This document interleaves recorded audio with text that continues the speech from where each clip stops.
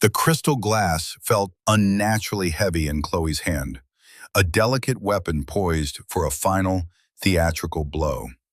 Across the gleaming mahogany of the dining table, Liam watched her, his own hands resting in his lap, perfectly still. The air in the room was thick with the scent of roasted duck, expensive wine, and unspoken endings. Chloe's family, her father Marcus at the head of the table, her mother Eleanor to his right, and her brother Julian, smirking beside her, formed a silent, judgmental chorus. They had been performing this opera of condescension for 2 years, but tonight was the grand finale. Chloe stood, the silk of her dress rustling like dry leaves. A slow, triumphant smile spread across her lips, a smile that didn't reach her cold, appraising eyes. She raised her glass, the ruby liquid catching the light of the crystal chandelier above. "I'd like to make a toast," she announced, her voice ringing with a false, bright cheerfulness that was far crueler than any shout. The family turned their expectant gazes upon her. Marcus leaned back, a portrait of smug satisfaction. To new beginnings, to knowing what you want and having the courage to go after it, to shedding dead weight and finally being free. Her eyes locked with Liam's, a final, dismissive flicker. To finally being free of him. The words landed, not with a crash, but with the chilling silence of a stone dropped into a frozen lake. Marcus, Eleanor, and Julian raised their glasses in unison, their faces alight with poorly concealed glee. They thought they were witnessing the pathetic, quiet end of their daughter's unfortunate dalliance with a man they deemed unworthy. They saw a struggling architect, a financial liability, a man who had long overstayed his welcome in their opulent world. They saw an ending. What they didn't know, what Chloe couldn't possibly fathom as she held that triumphant pose, was that she wasn't toasting an ending. She was toasting a beginning. She thought she was cutting loose a dinghy. She had no idea she was severing the moorings of a battleship. She didn't know about the phone call Liam had received at 9 o'clock that morning. She didn't know about the quiet, somber meeting in a downtown law office. And she certainly didn't know about the $60 million that now sat under his name, a silent, tectonic force waiting to reshape the very ground beneath their feet.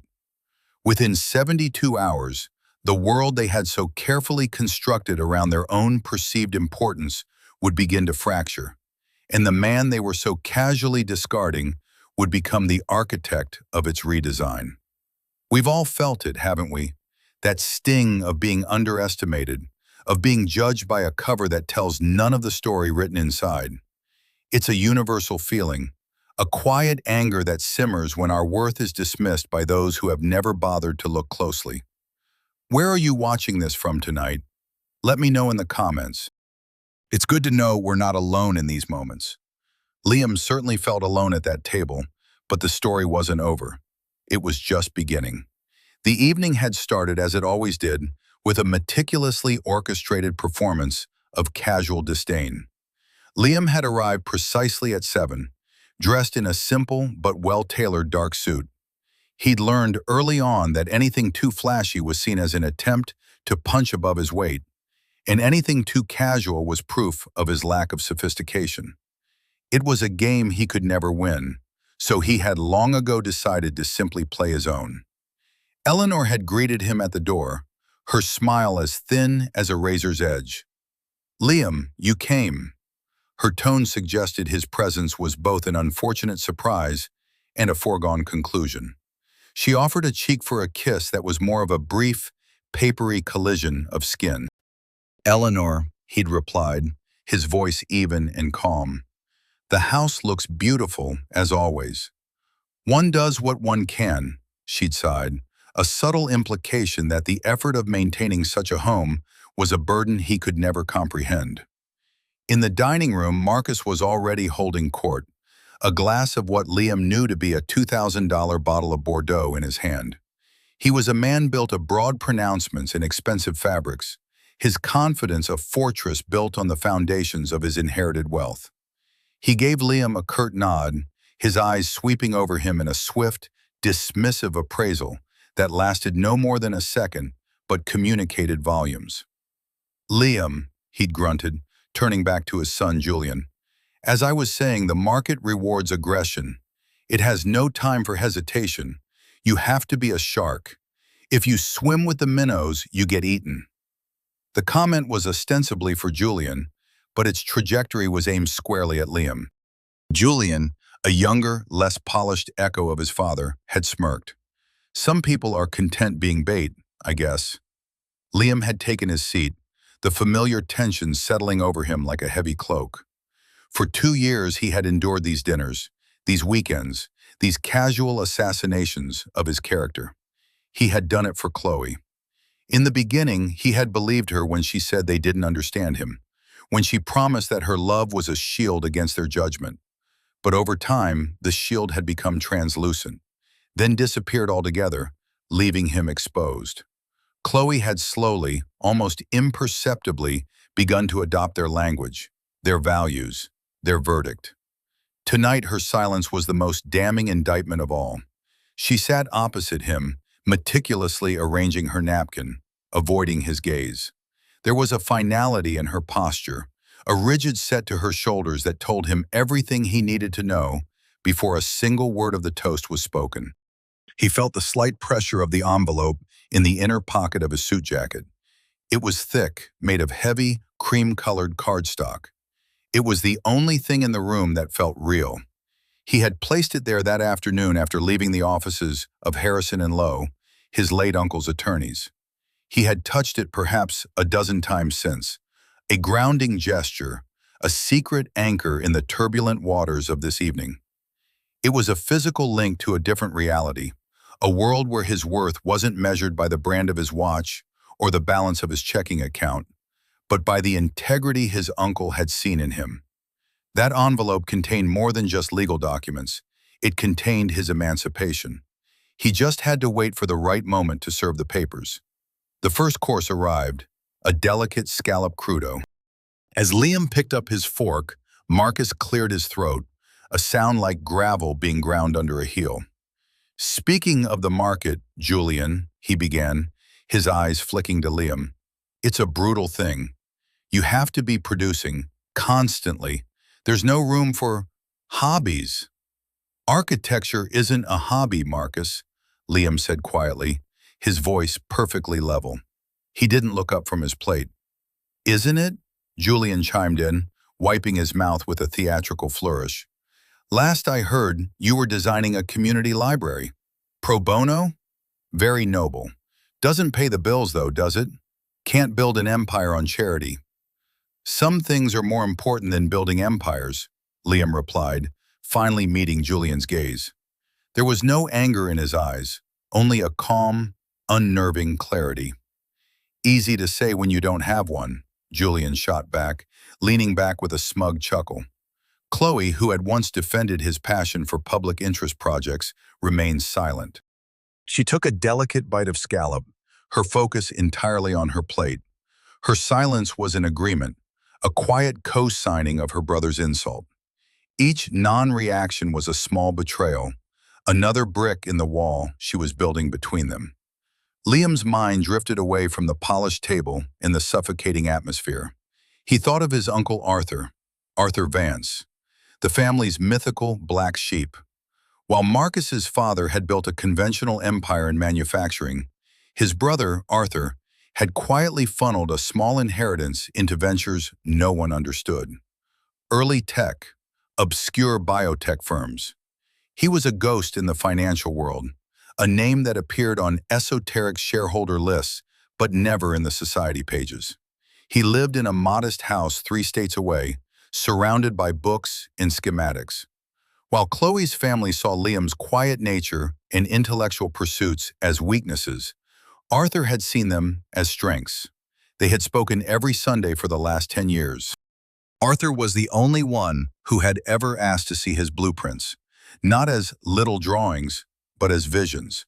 He had listened for hours as Liam talked about sustainable design, about creating spaces that fostered community, about architecture as a service, not just a luxury. The bones of a thing, Liam, Arthur used to say, his voice a gravelly rasp over the phone. That's what matters. A building, a business, a man. It all comes down to the integrity of the structure. The rest is just decoration. The decoration in this room was exquisite. The paintings on the walls were originals. The silver was antique. The crystal was Waterford. But the structure, Liam thought, the structure of this family was rotten to the core. It was a facade propped up by arrogance and fear. Eleanor, sensing a lull, stepped in with her own brand of subtle venom. "This wine is a special treat," she said, gesturing with her glass. "Marcus had it imported for a client dinner. It's a tragedy to drink it on a simple weeknight, but Chloe insisted tonight was special." She looked at Liam with a sad, pitying smile. "You must try to appreciate it, dear." The implication was clear. This was a world he was only visiting, a taste of a life he could never afford. He was being given a final tour of the palace before being cast back out into the cold. "It's a beautiful vintage, Eleanor," Liam said, taking a slow, deliberate sip. He let the complex notes of cherry and leather rest on his palate. "A 2005 Pauillac.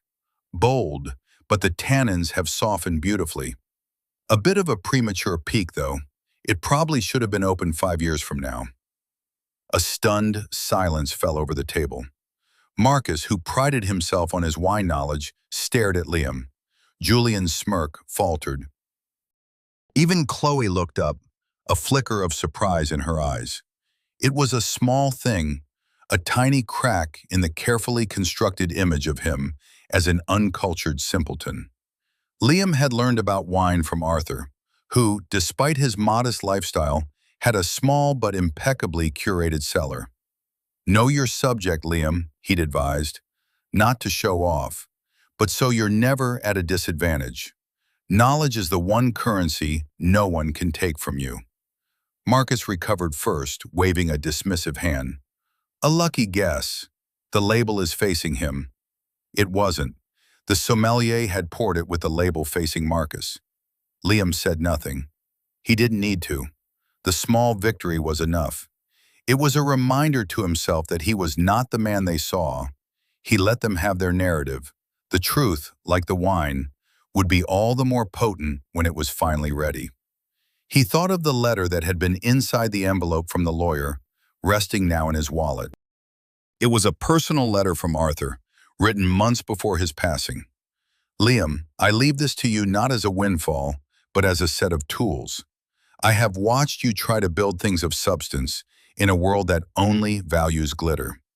I have watched you hold on to your integrity when it would have been easier to let it go. Don't let this money change who you are. Let it amplify who you are. Build something that will last. Build something with good bones." Liam's gaze drifted back to Chloe. He saw the beautiful woman he had fallen in love with, the one who had once laughed at his silly jokes and held his hand during long walks, talking about a future they would build together. But that woman was gone, replaced by this stranger who looked at him as if he were a line item on a balance sheet that no longer added up. The love had been conditional. He saw that now. It was conditional on his ability to fit into her world, to meet her family's crushing expectations. His failure to do so was, in her eyes, his failure as a man. The main course was cleared away by silent, efficient staff. The conversation turned to the family's upcoming ski trip to Aspen. They spoke of chalets and private instructors, of dinner reservations at restaurants with months-long waiting lists. It was a conversation designed to exclude him, to highlight the chasm between his world and theirs. "We were thinking of going for 3 weeks this year," Chloe said, directing the comment to her mother. "Now that my schedule is freeing up." "A wonderful idea, darling," Eleanor replied, patting her daughter's hand. "You need a proper break, to clear your head. Get away from all the stress." Her eyes flicked toward Liam for a fraction of a second. This was the next phase of the attack, the slow, deliberate pivot towards the breakup. It wasn't enough to simply end things. They had to frame it as an act of mercy, a necessary amputation. Chloe was being positioned as the ambitious, forward-thinking woman held back by a sentimental, unambitious partner. Ambition is everything, Marcus declared, leaning forward and fixing Liam with a look of profound seriousness, as if he were imparting ancient wisdom. A man, especially, must have it. It's the engine that drives you. You can't just be content, Liam. Contentment is a slow death. You have to want more. I am content, Liam said, his voice soft but firm. But I also want more. Perhaps we just disagree on what more is. Oh, I think it's quite simple, Julian interjected, wiping his mouth.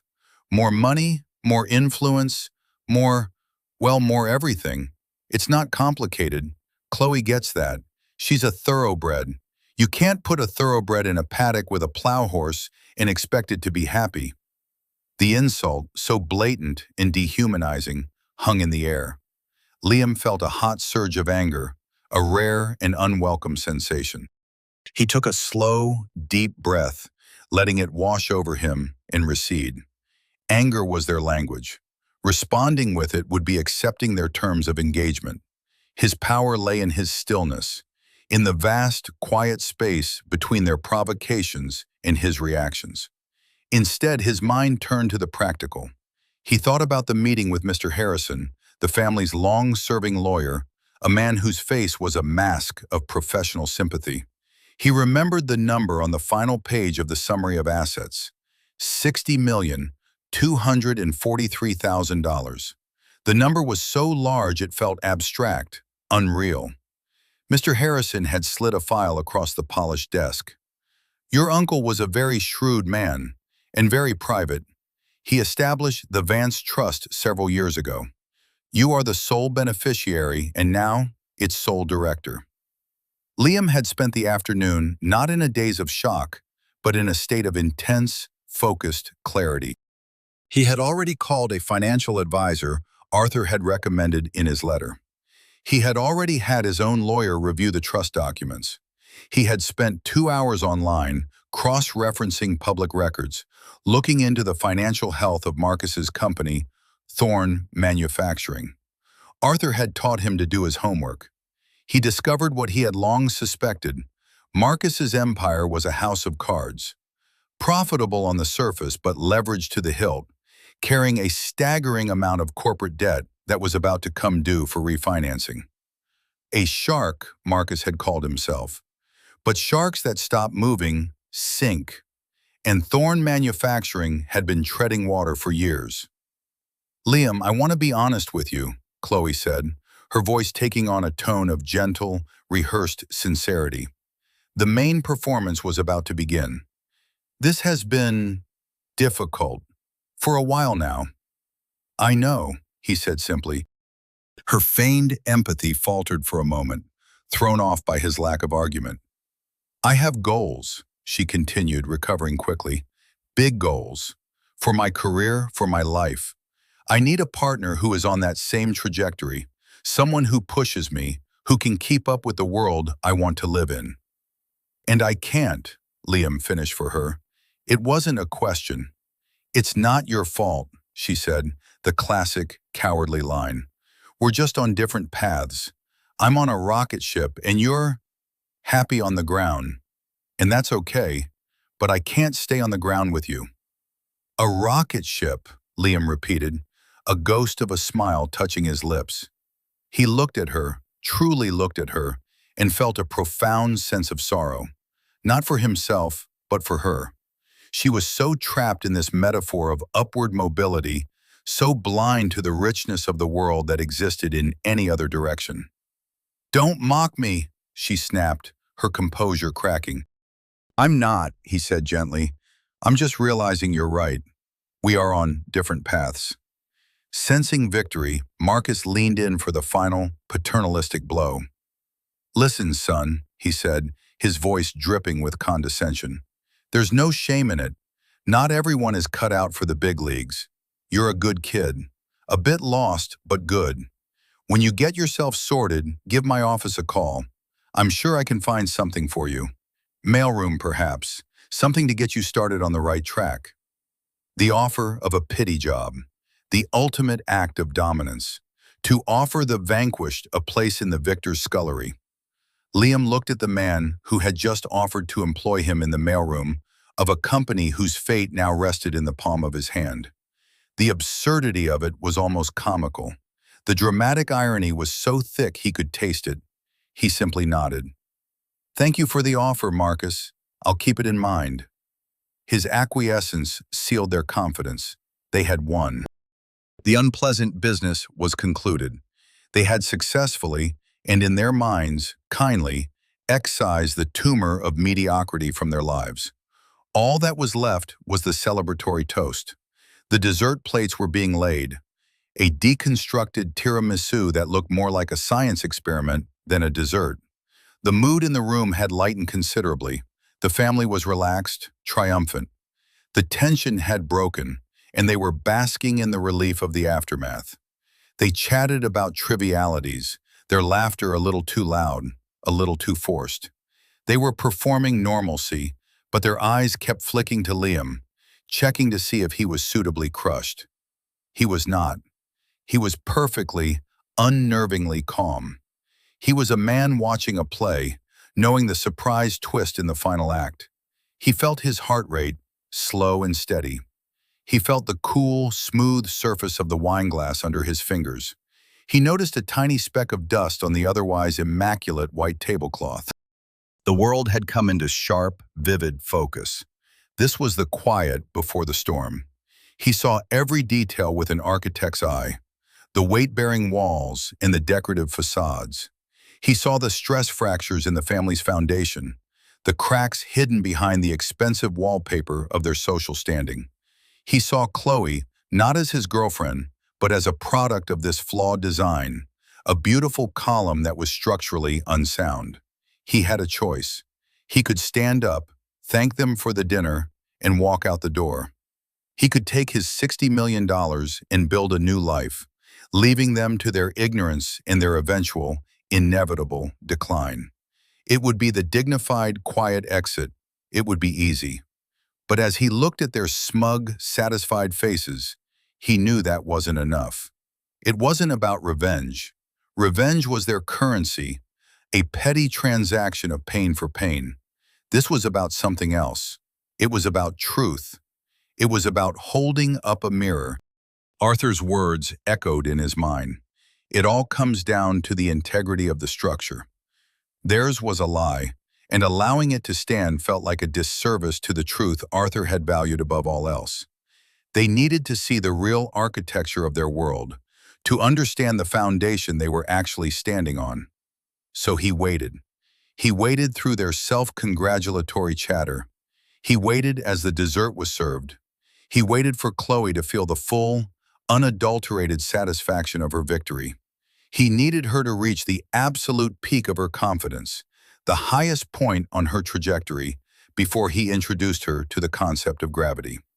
And then it came.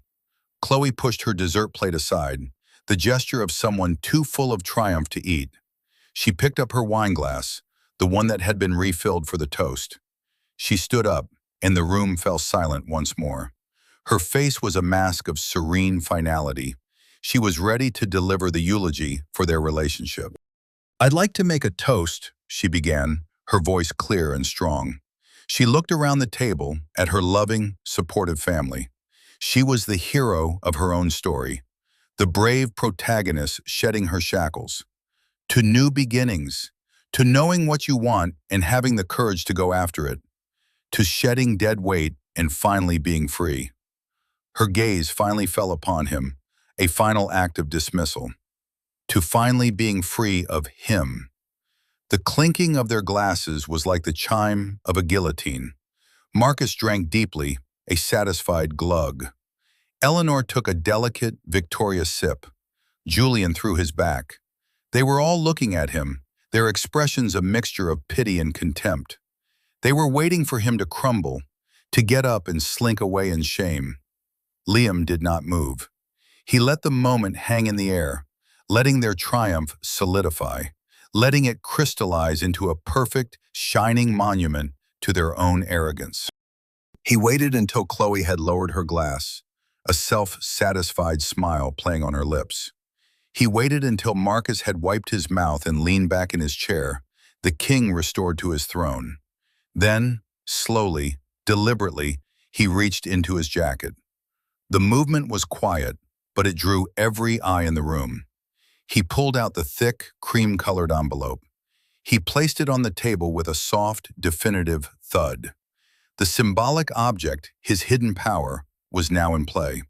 The sound, though small, was deafening in the sudden silence. He looked at Chloe, his eyes holding hers for the first time all evening with an intensity that made her flinch. "Before you drink to that, Chloe," he said, his voice calm, measured, and devastatingly quiet, "there's something you all need to see." Chloe's triumphant smile faltered, replaced by a flicker of confusion and annoyance. "Liam, don't make a scene," she said, her voice dropping to a harsh whisper. "I have no intention of making a scene," he replied, his voice never rising. "I'm here to conclude a piece of business." Marcus scoffed, his face reddening. "Business? What business could you possibly have here? Your business with my daughter is finished. Now I suggest you take your, whatever that is, and leave my house." "I would," Liam said, his gaze shifting to the older man. "But my business isn't with your daughter. Not anymore." He calmly slid the envelope across the polished mahogany, the heavy paper gliding silently until it stopped just before Marcus's plate. "It's with you, Marcus. It concerns the future of your company and the future of this house." The shift in focus was immediate and electric. Marcus stared at the envelope as if it were a venomous snake. The mention of his company, his sacred kingdom, had pierced his armor of arrogance. "What is this nonsense?" he blustered, but his hand trembled slightly as he reached for it. "Some kind of joke?" "I'm not laughing," Liam said. As Marcus fumbled with the flap, Liam's mind became a quiet, ordered ledger. He ran down the list of grievances, not just from tonight, but from months, years of casual cruelty. Plow horse, little drawings, dead weight. Contentment is a slow death. Mailroom. Each insult was a line item, a debt of dignity that was about to be called in. This wasn't for revenge, he told himself again. It was a balancing of the books. It was an audit of character. Marcus pulled out the first document, a single sheet of heavy letterhead. He began to read, his brow furrowed in irritation. Then the irritation dissolved. His face went slack, the blood draining from it, leaving behind a pasty, gray pallor. He read the page again, his lips moving silently.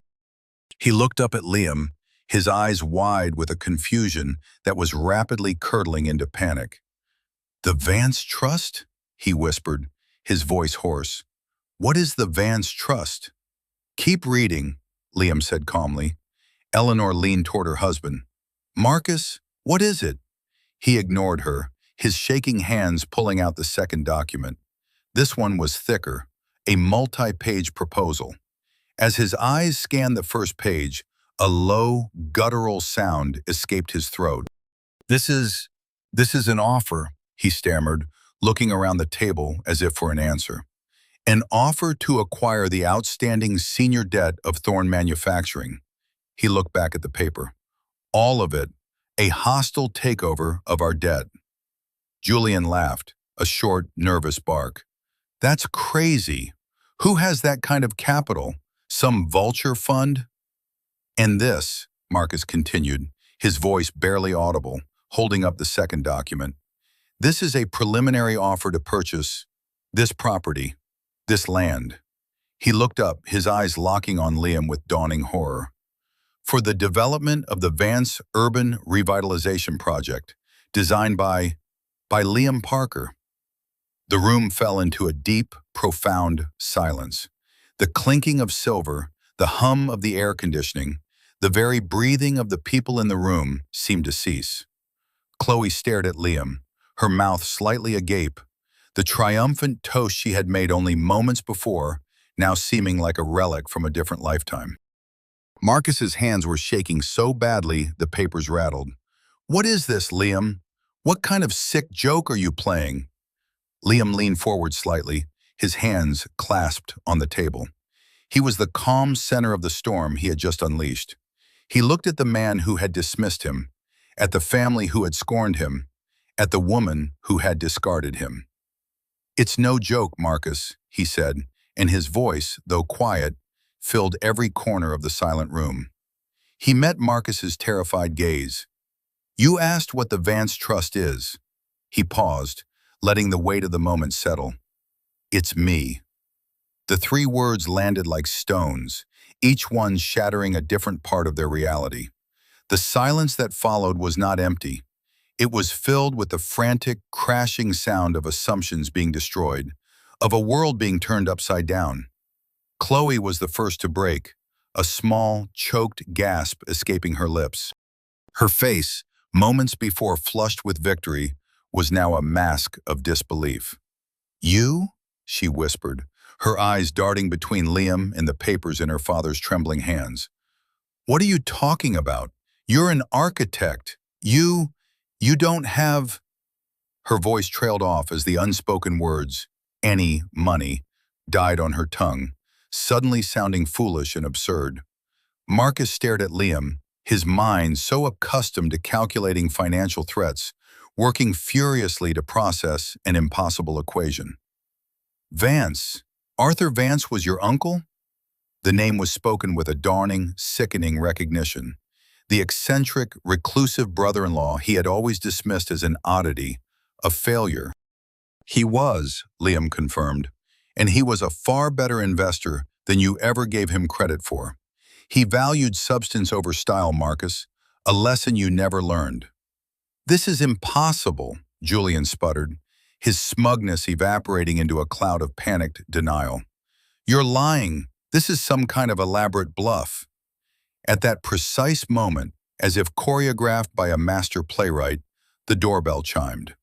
Eleanor, who had been frozen in her seat, a statue of horrified incomprehension, flinched at the sound. "Who could that be?" she murmured, her socialite's instincts kicking in even amidst the wreckage. "That would be dessert," Liam said calmly. "I took the liberty of inviting a couple of guests to join us. I hope you don't mind." Before anyone could object, the family's housekeeper, Maria, appeared at the dining room entrance. "Mr. Thorne, a Mr. Harrison and a Mr. Chen are here to see you." Marcus's face went another shade paler. "Harrison? My father's old lawyer?"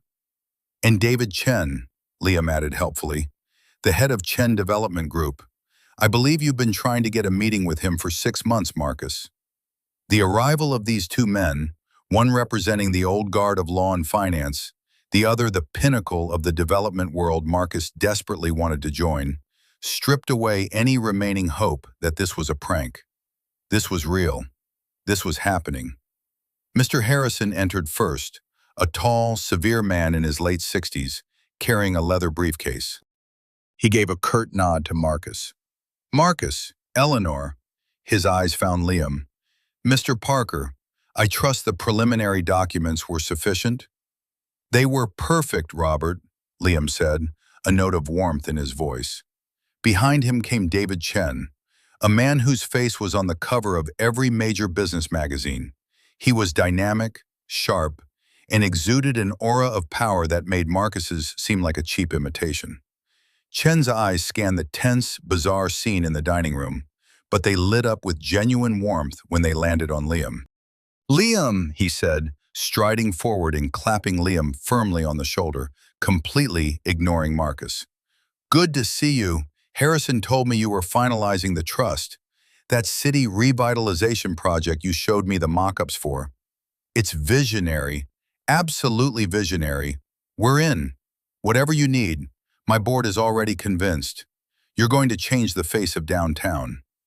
This public, full-throated endorsement from a man like David Chen was the final, devastating blow. It didn't just confirm Liam's new financial status, it validated his talent, his vision, the very core of the identity they had spent 2 years deriding. Julian looked like he had been physically struck. Eleanor sank back in her chair, her hand covering her mouth. Marcus, the shark, was now the bleeding fish, circling in a sea of his own making. His arrogance was gone, replaced by a raw, desperate panic. He turned on Chloe, his voice a venomous hiss. "You! What have you done? You threw this away? For what?" I, I didn't know," she cried, tears welling in her eyes.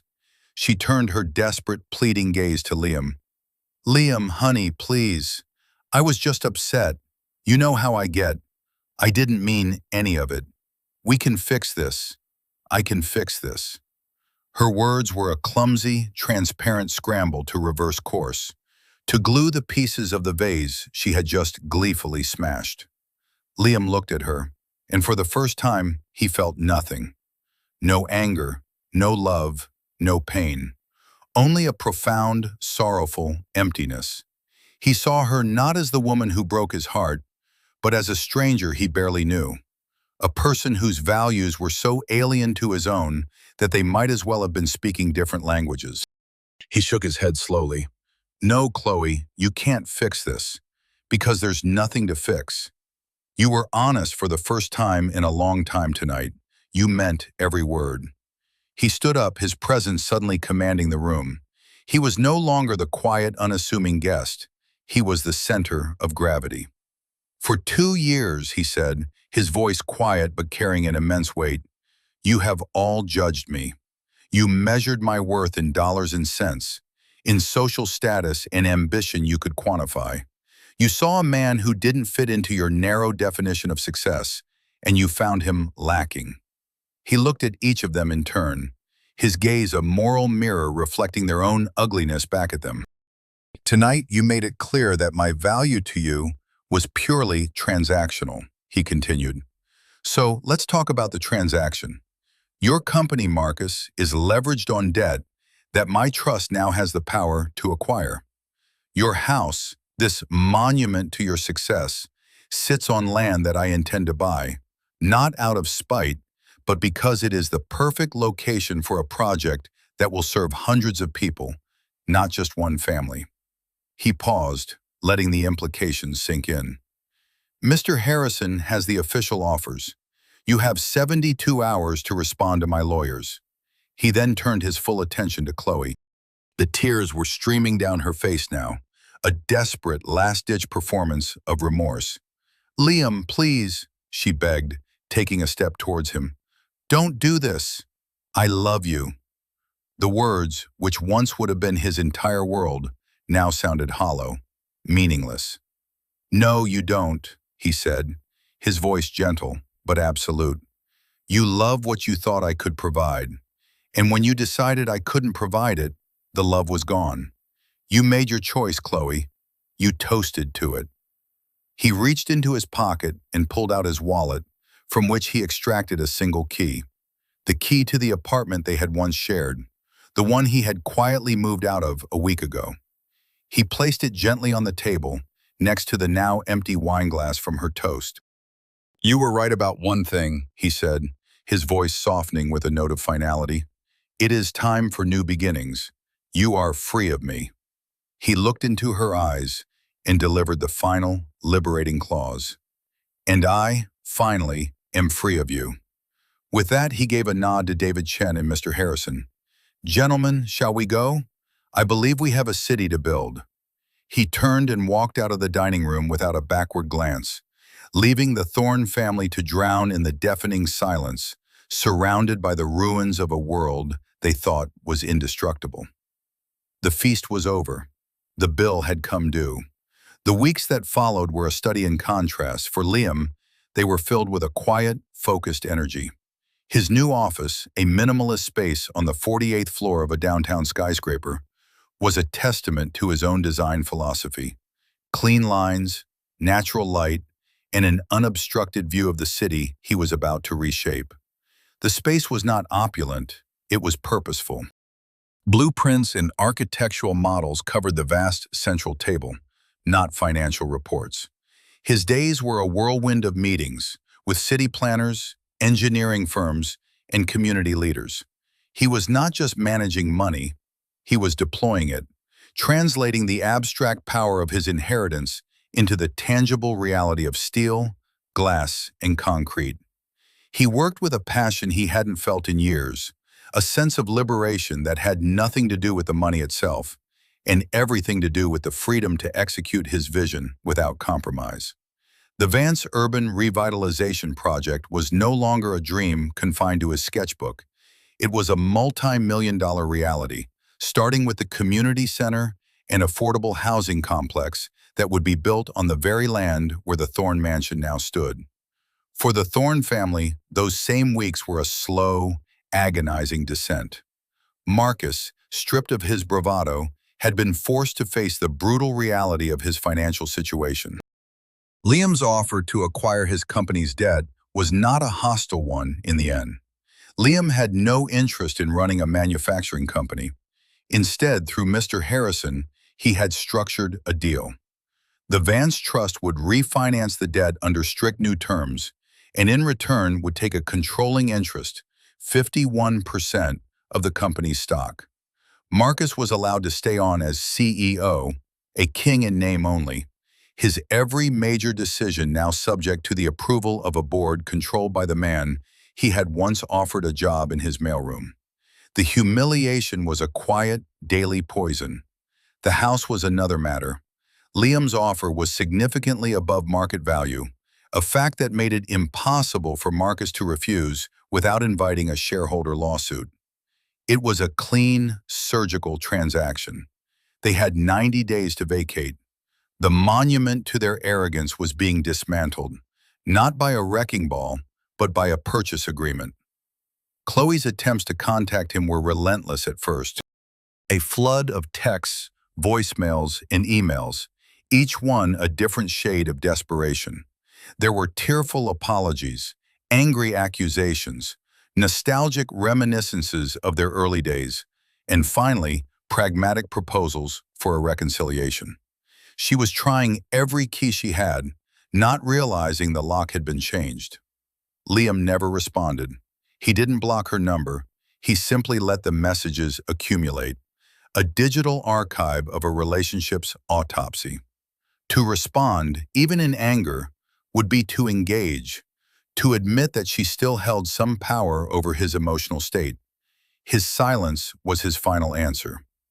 Julian, deprived of his father's unquestioned power and the social status that came with it, was adrift. His friends, who had been drawn to the glow of the Thorne family wealth, began to drift away. He was forced to get a real job, an entry-level position at a brokerage firm where his name meant nothing and his arrogance earned him only contempt. It was Eleanor, the silent enabler, who surprised him. 2 weeks after that fateful dinner, a handwritten letter arrived at his new office. The stationery was simple, elegant, and devoid of the ostentatious Thorne family crest. "Liam," it began, "I am writing to you not to ask for anything, nor to excuse the behavior of my family or of myself. I am writing simply to say that I am sorry. For years, I watched my husband and my children treat you with a cruelty and a condescension that was inexcusable. My sin was not in my actions, but in my inaction. I was a coward. I valued appearances and social standing above basic human decency, and I failed to defend a good man who was a guest in my home and who my daughter claimed to love. The consequences of our actions are now upon us, and they are just. We built our house on a foundation of pride and arrogance, and we are not surprised that it has crumbled. I do not know what the future holds for us, but I know that this painful moment has forced a reckoning that was long overdue. I do not expect your forgiveness. I only hope that you are not letting what we did sour the good man that you are. I hope you build beautiful things, and I hope you find the happiness you deserve. Sincerely, Eleanor Thorne." Liam read the letter twice. There was no manipulation in it, no hidden plea. It was a simple, stark admission of fault. It was the sound of a single brick in the rotten structure finally acknowledging its own flaw. He thought of his Uncle Arthur, who believed in the possibility of redemption but knew it had to be earned. He took out a piece of his own stationery and wrote a brief reply. Eleanor, thank you for your letter. The past is the past. I wish you peace in your new beginning. Liam. He sent it not as an act of forgiveness, but as an act of closure. He was closing the door on that chapter of his life, not slamming it shut. Some bridges were meant to be burned, but perhaps others could simply be left behind, uncrossed. His battle was never with them. It was with the system of values they represented, and he had won. A month after the dinner, demolition began on the Thorne estate. Liam didn't go to watch. There was no triumph in it for him. He was already absorbed in the next phase of the project. But David Chen sent him a photo, a drone shot from high above. The sprawling, gaudy mansion looked like a child's toy, small and insignificant, as the heavy machinery began to dismantle its facade. That evening, Chloe was sighted by a society blogger at a downtown bar. She was, the blogger noted, in a much smaller apartment now, her engagement to a European count mysteriously called off, her social calendar suddenly empty. The story of what had happened at that dinner party had spread like wildfire through their social circle, whispered in hushed, gleeful tones. The Thorne family's fall from grace was the season's most delicious scandal. Chloe, who had lived her life in the spotlight of admiration, now found herself in the harsh glare of pity and schadenfreude. Liam felt a brief, fleeting pang of something that might have been pity. He thought of the woman he had once loved, the one who had gotten lost somewhere along the way. But the feeling passed quickly. He had his own world to build, a world founded on different principles. He was looking forward, not back. His own rocket ship was taking off, but it wasn't headed for the empty space of more. It was headed for a future with solid ground, a future with good bones. The final resolution came not in a single, dramatic moment, but in the quiet, steady progress of the seasons. 6 months passed. The Vance Trust, under Liam's direction, became a formidable force for change in the city. It operated unlike any other development fund. It prioritized long-term community benefit over short-term profit. It invested in green technology, funded public arts programs, and restored historical buildings that others had left to rot. Liam's name became synonymous not with wealth, but with vision and integrity. He was the architect who was quite literally rebuilding the city's soul. The site where the Thorne mansion once stood was now a bustling construction zone. But instead of a private fortress, a public library and community center were rising from the ground. The design was Liam's masterpiece, an elegant, soaring structure of glass, reclaimed wood, and living green walls. It was a space designed to welcome, to inspire, and to serve. It was the physical manifestation of everything his Uncle Arthur had believed in. It was a building with good bones. One crisp autumn afternoon, Liam stood on the observation deck of his office, looking down at the project taking shape below. His life was unrecognizable from what it had been a year ago. The humiliation, the heartbreak, the quiet rage, it all felt like a story that had happened to someone else. That night at the Thornes' dining table had been a crucible. It had burned away the last vestiges of a life that was not his own, a relationship that had been holding him in a gilded cage.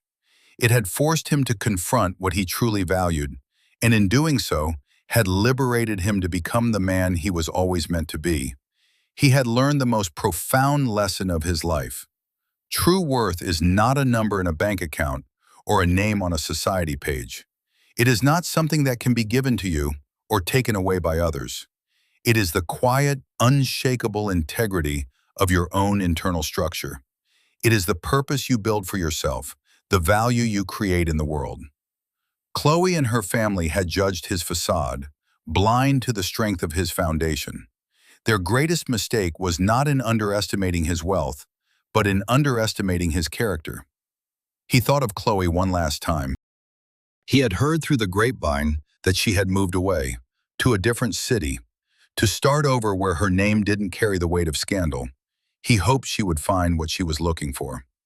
He hoped she would one day learn that the most valuable things in life are not the ones you acquire, but the ones you build. He felt no anger towards her, only a distant, detached sense of peace. She had been a necessary storm that cleared the way for new growth. A young intern, a bright architecture student from the city college, whose scholarship the Vance Trust now funded, knocked on his open door.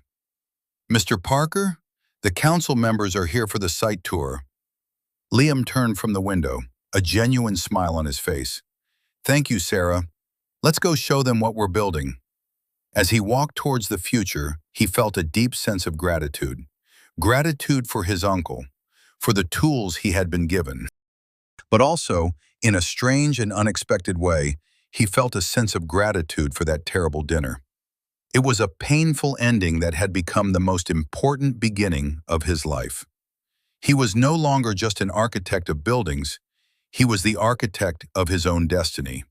And it was a beautiful design.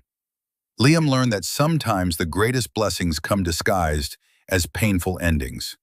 That the moments that feel like they might break us are often the very moments that make us.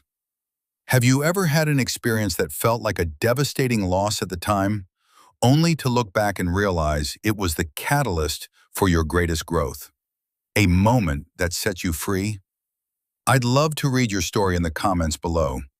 Everyone's journey has a turning point, and sharing them reminds us that even in our darkest hours, a new dawn is waiting to be built.